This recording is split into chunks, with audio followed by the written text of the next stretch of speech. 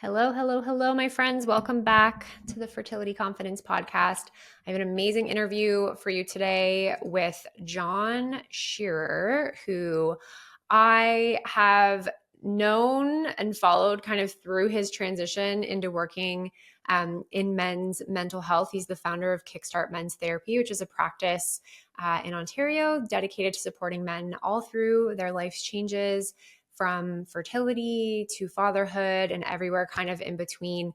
And I really deeply resonated and enjoyed our conversation because I think John and I actually do see this very at the same level in terms of men being maybe, left off the conversation a little bit through the fertility journey, but also seeing how desperately they do want to be more involved and just not sure how to take those next steps. So we chatted all things from, why therapy, when therapy, how can your female partners have a conversation around what this looks like, how to get involved, but also one really big key piece that John brought up that I think is just so incredibly valuable. If it's the only thing you hear in this episode, I do think that you'll get benefit from it, is that men don't need to be at rock bottom to seek out counseling and therapy, because there's so much more to it than just like digging you out of this hole, but setting you up for success in all areas of your life. And we probably could have honestly gone on and on for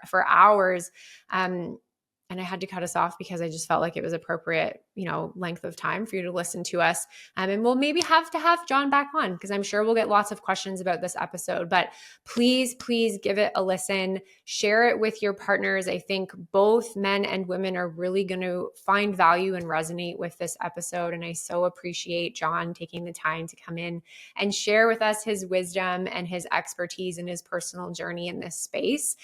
So thank you for hitting play. And you can find out more about John and about Kickstart Men's Therapy down in the show notes below. Check out his website, check out his Instagram, and I will see you guys in the next episode. Hello, John. Welcome to the Fertility Confidence Podcast. Hey, thanks for having me. I'm happy to be here. Yeah, why don't we start with just a little bit of intro about you and kind of what brought you to work in men's mental health? Yeah, sure. So I'm a registered social worker um, who runs a practice called Kickstart Men's Therapy, which caters exclusively to men and adolescent boys and their families. And yeah, I mean, my story is like, I don't come from the world of mental health. I come from the very kind of stereotypical, you know, masculine sports corporate background. And about 6 years ago, I had my son. My first child was born, and 2 months later, I lost my job. And for me, it was like this eye-opening experience of going through something very difficult, becoming a father with all those questions, and then at the same time being unemployed and being like, well, what's my own value and worth in this world? And I preface this story with a lot of underlying privilege, that like I was fortunate to get to like 30 some years before ever being like, uh-oh.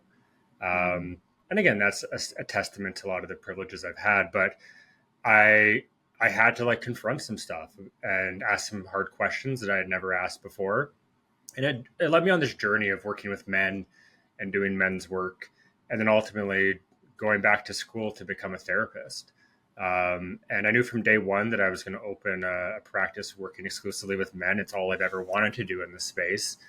And every day I get to sit down with dads and college students and teenagers and talk about what that experience is like for them. And it's been, one of the biggest joys of my life.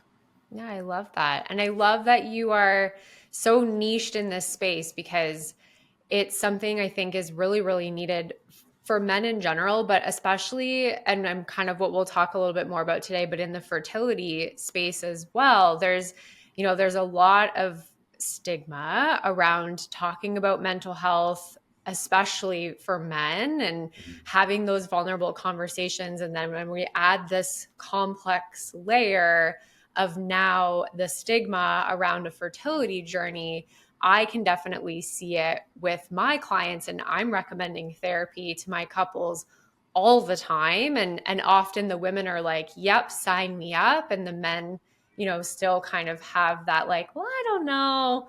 Is it for me? That's not really for me. And so I think having your voice and men especially who are, specialized in how to have that conversation is just so valuable.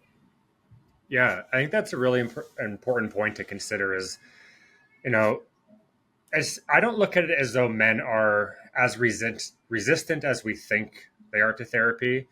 I think they just don't look at that space and say they're welcome in it. Right. So, like, again, when I was a consumer looking for therapy, I was finding the places that were catered to, pregnant women. Mm-hmm. And as a man, I didn't know that that was a place that would also welcome me, or Yeah. maybe more so understand what I was going through. And I think that's a big part of it is like there's a lot of this stereotype around men and they're seeking of mental health, which is totally warranted. And there's a lot of stigma and socialized beliefs there. But I don't think we've ever made it an effort to actually welcome men into that space besides saying we do. And that's really like what my own practice is about, is trying to be what I couldn't find out there when I was looking. And yeah, like a lot of that work is men who are dealing with fertility stuff, whether that's their own or their partners. And it gets to this underlying issue, I think, which comes up so often is like, what am I actually allowed to feel right now? Right. Yeah. Yeah. For a lot of the men I work with, it's a fear of not being the strong one when there's a difficult situation. And that leads to so much repression of what they're going through. Mm-hmm. And I would say anecdotally, what I see the most is men who, after maybe a year, even later of going through that fertility journey, finally feeling like there's a space where they can start talking about it and how they suffered as well through that period. Um, Often it's their partner saying, like, you need to go talk to someone. And the men are saying, I wanted to 2 years ago, but I didn't know that I was allowed to do that. That Right. comes up so often for the clients I work with. Yeah, I definitely see, even just like through having conversations with couples, but even hearing it from couples where the male partner is just wanting to put up this strong pillar front, right? Mhm. And watching their partner, their wives and spouses go through the emotional journey that they're going through, that they almost feel like their emotional journey isn't as bad, or doesn't need to be in the forefront, because they need to now kind of like shift gears away from themselves and really focus on their spouse. Yeah, exactly. And again, there's not a right answer to any of this. It's not like we Yeah. have this blueprint for how exactly you need to navigate this. But again, I look at it as like this twofold situation where men are socialized to need to feel like they have to be strong and be that rock. And quite frankly, a lot of women are also seeking that in the relationship. Yeah. Again, one of the main things I deal with as a clinician is that men say, okay, I tried out that thing where I was more vulnerable and my wife got very defensive and I'll probably never do that again. So again, like we're human beings, right? Like Yeah. it's not as simple as like, my wife said to be more vulnerable. So I tried that and she said, don't be as vulnerable as you just were. It's a very tricky thing to navigate in Hmm. relationships. Yeah. So men are already facing that kind of awareness and feeling. And then again, they don't necessarily see the place they can go to be heard and understood in a way that they think will actually hear their story. Yeah. Because again, there's all these things out there where they think maybe they're going to go to therapy and it just might be reinforced that they have to be the strong one right now and can't cry about what they're going through, right? So I think it's a very mixed bag of things that men experience in that world. Hmm. But it matters, right? Because like mental health, it's important generally, but even like in your specialty of fertility, mental health matters for that as well. Like it's part of how we become fertile, so to speak, is Yeah. to have some sort of regulated nervous system and mental health. So it's an important thing altogether, is my opinion. Yeah. Yeah. And we see this a lot in the fertility clinic space of I'll have couples coming in, they've already tried to work with other practitioners or gotten into the fertility clinic, and I'm walking through how their journey's been so far. And a lot of times it's so solely focused on the female that as long as the semen analysis numbers were mediocre at best, the man just kind of, is there. They're not really a part of the partnership and a part of the journey. And that's just kind of almost like factoring into that rift of like, how do I become more a part of this journey when the practitioners that they're working with aren't reinforcing and supporting that sort of whole couple approach. Yeah, 100%. I think that's the other side to the work with men. And I get like why I urge men to come talk to someone in this process is Mm-hmm. because there's also these skills to be more involved in that journey, right? It's not just about like how you're hurting. There's a lot of guys who are doing okay with the process, but they're just not that involved with what their partner's going through. And Right. again, some of that's because they don't know how to be, right? Mm-hmm. It's a lack of skill. It's a lack of the clinics themselves kind of incorporating them into the equation. My wife and I went through our own fertility journey. We had, issues getting pregnant for years. And I totally feel that part of it, which was I didn't know what to do, right? No one was there telling me, hey, you should do this, or this would be a good thing to do. We had a lot of information on her body and what she was going through, but I was just kind of like this other part of the whole thing, not really knowing what to do. I think a lot of men feel that is like we we don't want to be a burden and ask like how what do you want me to do Help. here? I feel like Yeah. I'm kind of so we just kind of do nothing often and freeze, and Mm-hmm. that's not helpful either. So a big part of like the therapy space when I work with men who are in this process is helping them understand how they can contribute more to that relationship and Mm-hmm. support their partner in the midst of all this stuff. I think that's a very important piece that we can't overlook. Yeah, yeah, I completely agree. What are some common roadblocks that you see with men specifically who are maybe not there yet in terms of thinking therapy is something they should be thinking about, or are starting to have that thought process but are still kind of blocking themselves from making that commitment? It's a good question. I think it really depends on like what's happening in their life that they're seeing as something they want to work on. So there's a lot of nuance to that. Hmm. Um, I often ask men like if your kids when they grew up were feeling the same way you're feeling today, would you hope that they would reach out for help? Yeah. Because again, we have such a tendency to be like, no, no, I'm fine. It's all people have a hard time and then do nothing. Right. But when we can like externalize it a bit and say, what if this was like your son who felt the things you feel and hurt the way you hurt? Would you hope they reached out for help? And it's always a yes, right? It's never like, no, no, they should just like shut up and suck it up. Offer. Exactly. So like I like to externalize that conversation because it helps men go, yeah, that makes sense to me. Um, I I think partners, whether it's wives, parents, moms, dads, have a huge role to play in helping men with these journeys. Hmm. I would say a good chunk of the men I work with are basically like handed off by their wife. Right. In as much as like the paperwork is being filled out to like the first appointment is when I first interact with the guy. Hmm. Um, and again, like we can criticize that as like lack of accountability or whatever, but it's getting them into that door. And the results are usually pretty good then. They start to realize this isn't as bad as I thought it was going to be. Hmm. It actually feels nice to like be able to talk to somebody. Hmm. So I think not neglecting the role that our families play in these scenarios is really important to it all as well. Yeah. Yeah. I'm sure my husband won't mind me sharing this. He edits our podcast. So he'll come back around to tell me. But we did some therapy together when we were having a difficult time with our son and going through the process of, for me, I was already doing my own solo therapy, but I knew we needed more together, more centered around parenting. And it took me like a little bit, even though I knew he he understood where I was coming from, and he understood that it would be valuable. It still took him some time to kind of come around to say, like, yes, let's jump in. And I remember not necessarily the first session we had, because he was still, it was me just mostly being a chatterbox and explaining our concerns and our what we wanted support with.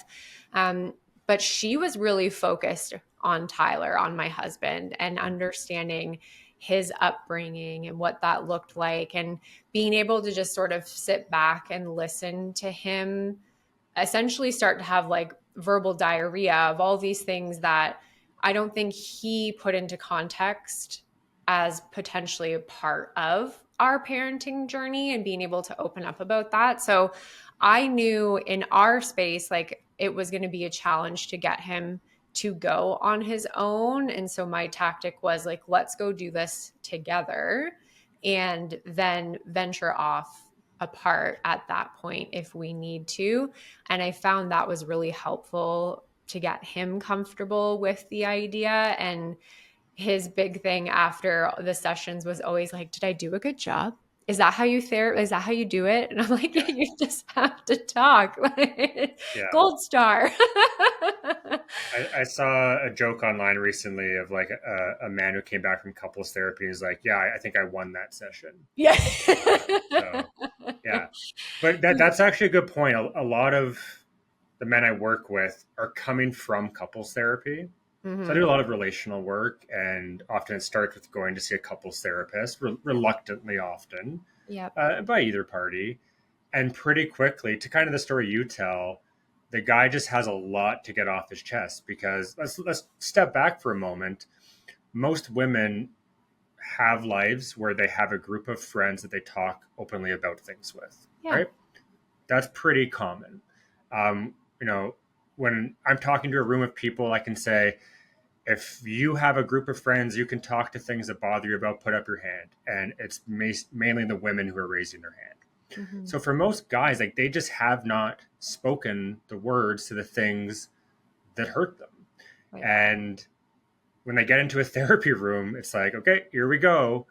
And so a lot of my business comes from the men who are then sent off to individual therapy, because we first have to work through some of your own things that are obviously 30 years of buildup, before the couples therapy is really going to be like the best process. So that's super common. And it's a really kind of, I think, a good way to work even like collaboratively. And then we, get that guy back into the couple sessions and off to the races. But yeah, a lot of that comes down to just um, how little men have actually like talked about things, or even like been aware of things that are bothering them, right? Yeah. The breakthroughs in therapy for guys are like, whoa, I have never even considered that thing that happened to me actually matters today, right? Right. So yeah, that's all really relevant to the process. Yeah. For couples who are going through their fertility journey, if they're listening and kind of feeling like this might be something I want to help introduce my male partner to, how are some ways she or they could bring that up in conversation without it feeling like an attack of, you need therapy? Yeah, there's a couple ways I look at this. One is that I really feel that if the the female, in this case, the wife, partner, whoever, is suggesting this, that she should also be seeing someone herself. Hmm. One of the things that I encounter quite a bit is like, the guy is sent off to go to therapy because he's got these quotes problems, and then their partner is not doing any work themselves. Like, we Right. all have stuff, right? So I think the first step is that, like, you're on the same page about this is a journey together. It's a relational journey as much as it is an individual journey. Yeah. So I think that really helps men, even if it's like a bit of like guilt that, okay, well, you're doing it, so I'll do it. Even Mhm. that can be helpful to get into the door. I Mhm. think what isn't as helpful is, again, that like, hey, you need to talk to someone, but I'm good, I don't. Right. Because men usually are then like, well, I think you have some problems. Like, we're not perfect, right?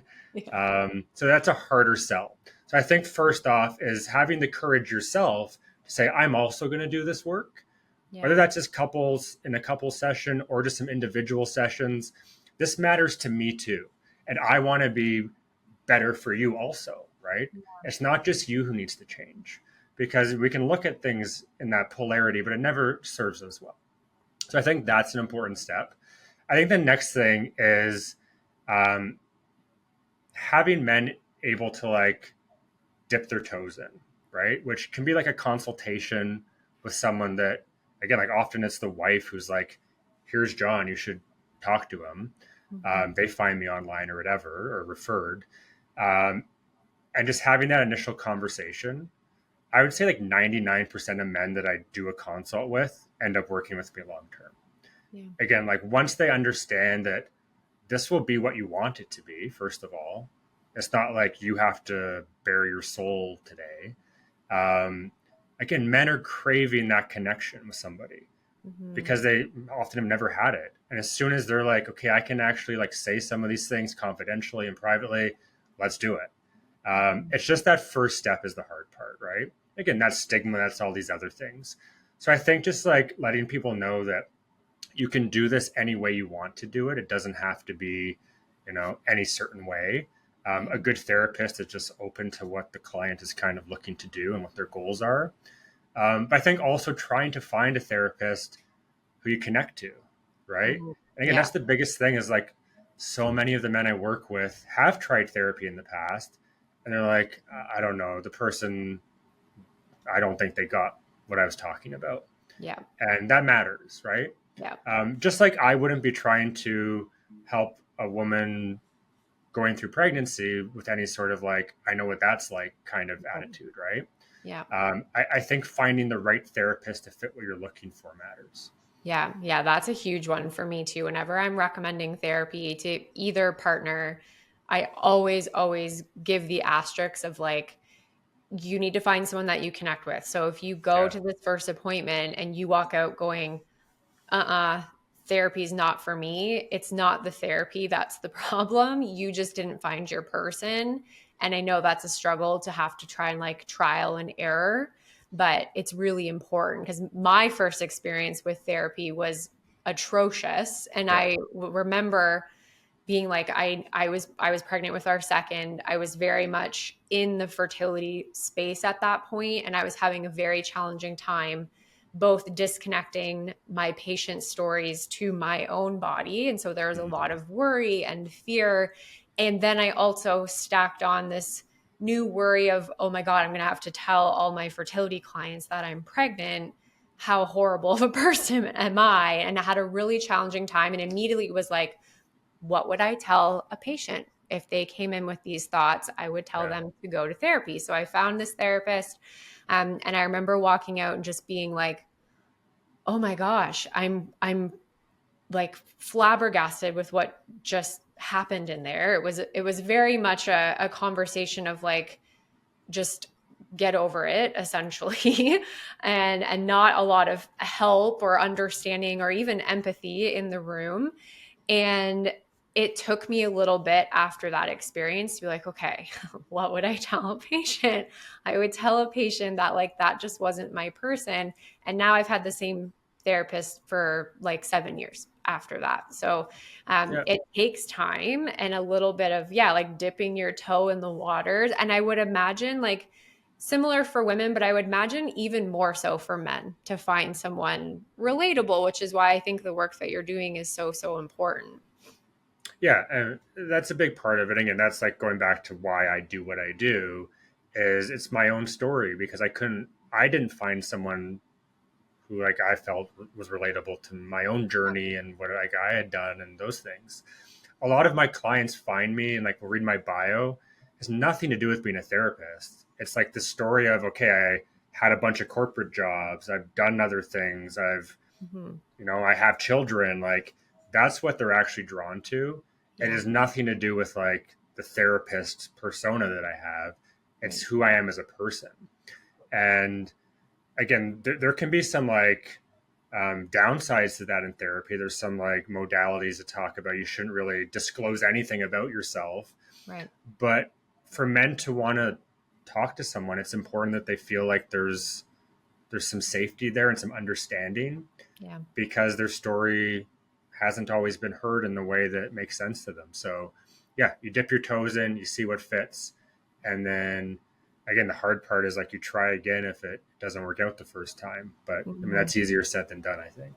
Yeah, yeah, there's definitely, I remember me feeling very scarred after my first experience and going like, I recommend this to people. Like I should have tried this years ago to make sure I was like doing the right thing. But I knew, logically, this was just one not great experience. And I had friends that were therapists. I'm like, this is just not reconciling in my brain properly. And so I'm glad I tried again. And I really encourage anyone listening, if you were like, oh, I tried that, that was not for me. Like it probably wasn't a not for you situation. It probably just wasn't the right Yeah. fit for you. And I mean, I work a lot with the most therapy resistant clients, right? Which are men who are like dragged into the office, Yeah. who have no history of anything mental health related in terms of like thinking about it, so to speak. Mm-hmm. The first question I ask is what do you want from this? And that's the most important thing for me, is like, what do you want to get out of this, right? Yeah. Because if we're not on the same page about that, then yeah, it's going to suck. Like Right. if I'm just talking about all this mental health stuff and your thoughts and your feelings, and that's not why they're here, and they just want to talk about something else, or like, then it's not going to work, right? So it's really important from my perspective to say, what do you want to get out of this? If after we're done working together, you think your life's moving in a positive direction, what kind of changes do you think you've made, right? Like, what are for a lot of men, it's about the behavioral part of it. Like, I get that I can talk about my feelings, but I want to actually change some things about how I'm living my life. Yeah. And that's what a lot of guys are seeking. So there is like, I'd say, a rhythm and a pattern to working with men that is a Yeah. bit different probably. Um, but yeah, I mean, all the points you made are spot on for how to find the right help. Yeah. For men listening who are in the thick of their fertility journey, that are like enjoying the conversation so far, but still maybe aren't connecting the dots, like how do you feel therapy plays a role in the fertility space? That's a good question. I mean, I think it's a great compliment to it, right? Mm-hmm. Um, Again, you don't have to be suffering to go to therapy. So that's one Yeah. of these like That's a good big point. caveats, is like, I grew up in a culture as like this very traditional man that like, I thought you had to have a straitjacket on to go talk to a therapist, like, Yeah. and even like I come from like a family that's like, oh, you're going to be a therapist? Like, who would you be talking to? Right. So I don't want men to think that I should only seek this out if I'm like at rock bottom and Right. like really bad, really hard off. Of course you should then, but it's also a way just to learn some new skills, be able to get a different perspective about the journey you're on. A big part for me in the fertility journey is helping men be more present for that part of their life. Yeah. It's a phase of life, right? That Yeah. you'll go through for a limited amount of time. It's bound by uh, duration. There's a clock to it, obviously. And a lot of guys look back on it and go, I wasn't even alive for it. I was Yeah. zoned out. I was So, yeah. fearful. I was like in a different world. Maybe I was drinking a lot. And again, I was doing things that maybe didn't help the fertility journey either, Yeah. with my body. But a lot of it for me is, again, it's not like you're going to feel differently per se. It's that you're going to actually be able to be there for the process. Some of the biggest regrets I hold as a partner is that when we went through that journey, I was that guy for a lot of it. I didn't know what to do, so I just kind of tuned it out, right? Yeah.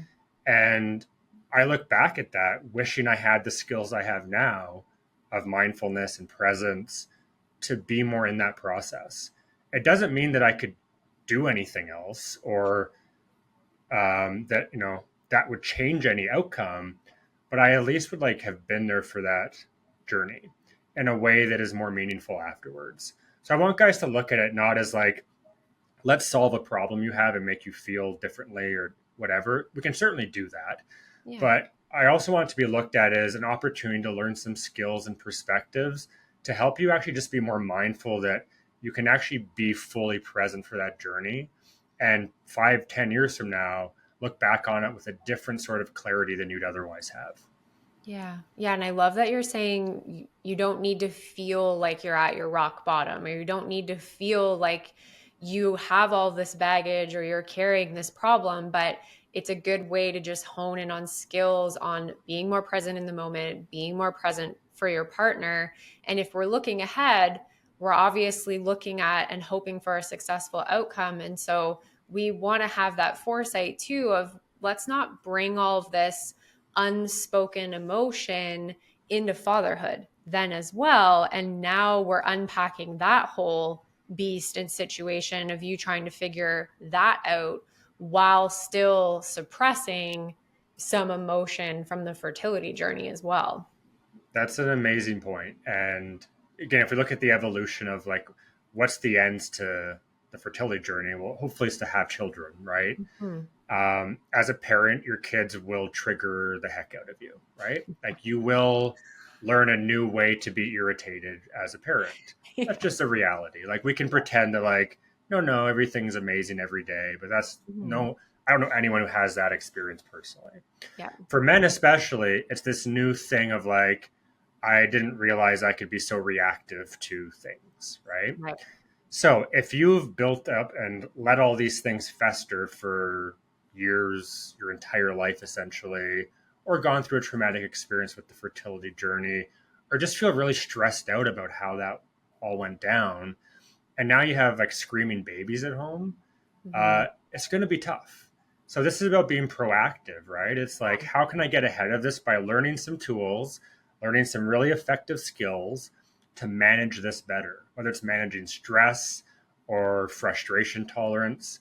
Um, the number one thing I work with men on, like the number one thing that comes through my doors, is how do I work on my emotional regulation so Yeah. that I can like understand what's showing up and behave in ways that are more in line with the values I have. I find for a lot of men, again, through like a lot of these vehicles of privilege, we've been able to like kind of avoid a lot of that stuff for years. Like a lot of us haven't gone through a lot of like really trying times. We've been able to get good sleep when we wanted to. So now we're in this new world. Contextually, our whole life is different, Hmm. and we're ill equipped for it. Um, I'm a huge messenger to be proactive about that. Like that's why I do fatherhood groups for Yeah. expecting fathers, is because let's learn some of this stuff because we know it's going to happen to you, Right. as opposed to for the past year of my son's life, I've yelled at him every day. Now I want to stop that. Right. That's okay too. We can address it then, but like getting ahead of it is so beneficial.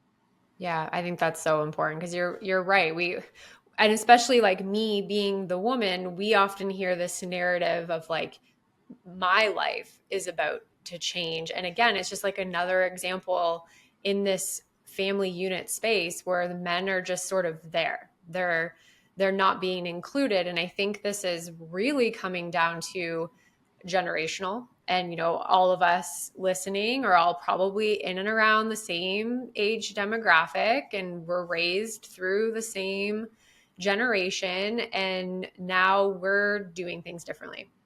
And the sooner we kind of start to pick up on those cues of how we want our children to grow up, feel how we want them to feel, and how we even want them to parent, and doing that ahead of time. And that unfortunately does, this is a topic of parenthood, but it really does start in the fertility journey as well, and starting to unpack that and practice those skills with your partner first and foremost.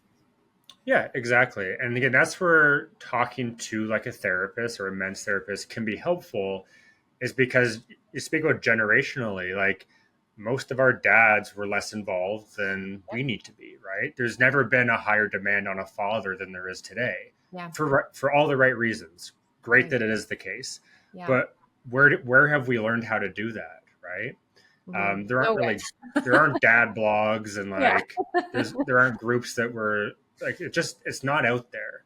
So Yeah. we're just like, what do I do? We might ask someone. The biggest feedback you'll get is like, oh, just do your best, which is cool, but like, what is your best, and is that really what you want to be doing, or do you want to learn new skills? Yeah. And that's a huge part of it. And yeah, like again, I mentioned emotional regulation. What's the big thing right now? It's making sure we show our kids how to feel their feelings, and like working with temper. Like this is all the stuff on social media. You cannot model appropriate feelings, emotions, behaviors if you don't even know your own, Right. right? It's so critical. So Mm-hmm. there's dads who are like, oh, I need to like do da da da da, but they don't even know what an emotion is. No one's ever taught them that. So Yeah. until you even know your own world and your own space and your own internal experience, how can you expect to model that for a child? And again, that's like some of the skill work that can be done that has nothing to do with like mental health emergencies or depression or anxiety. It's just like, here's some good skills that you'll be expected to pass on to children that maybe you've never been taught before. Yeah. Yeah. I think that's really brings it back to that proactive concept of like, how do you want your household to look? What values do you want to bring into your family unit, regardless of when that happens or how that happens? And are you equipped in this moment, if that were to happen today, with the skills that you feel you need? And this is a really beautiful conversation, I think, to have with your spouse, because it goes both ways too. Like for Tyler and I, it wasn't just about him figuring it out, but it was about me figuring it out too. Even as someone that was doing regular therapy already, I was still able to kind of pull back and be like, these are the areas that I'm being triggered in. This is where I have unpackaged stuff I have to work through. And how can we have this conversation together so that we can come together stronger? And I think that the fertility journey, being as challenging as it is, and I have seen it negatively impact relationships, but I've also seen partners come together and become stronger through this process as well. And then now we're setting those people up to be parents and just continue the journey through future generations and happy, healthy kiddos, hopefully. Yeah, exactly. I think that's totally on point. And as you were saying, like one thing that comes to mind for me is a lot of the men who are coming to see me during like the fertility process, they just want to like have some place to talk about what's happening, right? Mm-hmm. Like I talked earlier about like what's your reason, like why are you here? What do you want to get out of this? Sometimes it's just like I need to sit down and like just say some things that I don't know how to say or where to say them, Or right? I don't want to say them to my wife because she's sad and I don't want to burden her more. I hear that a lot from my clients when we get into this a little bit more, is like, Mm-hmm. well, I have feelings, but I don't want to give her my feelings because she's already holding a shit ton of feelings. Yeah, exactly. Mhm. That's it. Is like men rarely feel permission to be the burden, right? Yeah. And they perceive themselves as one anytime they're not, strong with Right. whatever that means, and that's in that context. And yeah, like we're gonna. There's a lot of men who would rather like, do really bad things to their body, whether that's drinking or other things, just not to put anything onto their family. Right. And what's the cost of that? It's pretty high. Yeah. Especially in this fertility space, Well, for right. sure. I mean, it's so contextually relevant that we're doing things that are impacting our ability to accomplish the goal we're seeking, right? It's like this crazy closed circle of behaviors based on emotion that we're Yeah. doing. Again, we don't behave randomly. It's all functional to like how we're feeling. Right. And again, that's where these things can be really helpful to talk them out and get a different perspective even. I just want to like quickly circle back to, you mentioned how can like people support men. One of the things is like don't look for men suffering in traditional ways always. Like Hmm. he's not going to be crying on the couch, and like that's not what you would notice. Yeah. it's often like these very distracted type of things. So spending more time playing video games, or like zoning out all the time to Netflix, or obviously like drinking more, Yeah. or smoking more marijuana. Like behaviors are what we more look to with guys Yeah. that we're doing specifically to avoid the experiences that we find too painful to be with. Right. So that's the better way to look at a man typically in terms of them having a hard time. Isn't like, how are you expressing your emotions? Because usually it's going to be no way at all. Yeah. It's more so, what are you doing instead of that? And Yeah. that's like a good way for, especially like the women who are wondering about their husbands, is like, okay, is there like some different patterns I'm noticing here? Is there a bit more distance to our relationship? Those are really good signs that there's something going on under the surface. Yeah. And I think that's a really good question for men to ask themselves too. It's like, how am I maybe numbing instead of talking about it, looking at it, trying to fix it, and just being open to even just having like a check-in with yourself every week. Like, what are my patterns? What does that look like? How am I, how is that maybe in relation to how I'm feeling? And over time, you might start to notice things worsening and or specific patterns maybe going with even your partner's cycle of how she's also feeling, and be able to start to put some puzzle pieces together on how it's maybe a bit more warranted to have that third party support than maybe you thought at the beginning. Yeah, definitely. And again, it's even like, you can even peel that back and be like, just talking to each other about this stuff helps, right? Mm-hmm. Yeah. We're talking about like going to therapy, but so many couples going through this don't even communicate about it, right? Yeah. Like they're each on their own path as a couple through this process, Mm-hmm. without kind of reaching over to hold the other's hand and say, how are you doing right now, right? Yeah. Again, I'm guilty of that. I didn't know how to do that, and it sounds silly, but like I didn't have that modeling ever of like, this is how you support someone when they're Yeah. struggling. Yeah. And again, that's what I think can be really helpful for guys, is to have someone tell them that. Yeah. Like for men, it can be very like, I'll get in their face and say, hey, here's what you have to do. Like, go home and do this thing. And they're Mm-hmm. like, oh, okay, like sure. Yeah. We're not trying to be withholding or, you know, ignorant. It's that we truly are just kind of like, I don't know. We don't know. Yeah. Yeah, like I just don't know, right? Yeah. Like how would I? And like again, there's a fear of doing it wrong and like all these things that come up. So having another man who can be like, hey, here's something to try out. It typically works pretty well. It's worked in my relationship. Yeah. Is a really useful way to help guys be like, yeah, that sounds like something I can do. But we need to start there. Yeah, no, I love that. This has been such a great conversation, John. I think there's so many little amazing gold nuggets for our men listening, especially, but Yeah. also for their partners as well, as to how to kind of open up this conversation. What is one last piece of advice you'd love to give to our male listeners who are going through their fertility journey? One last piece of advice. I'm going to go back to this idea of try your best to be present on that journey. And if you don't know what that means, you can look it up. You can do some research. Like, what does it mean to be mindfully here in this moment? Yeah. And understand that what you're feeling is normal and it makes sense. If you're feeling really sad, that's normal. I mean, why wouldn't you? If you're feeling really anxious, makes a lot of sense, right? Don't look at how you're feeling as a problem.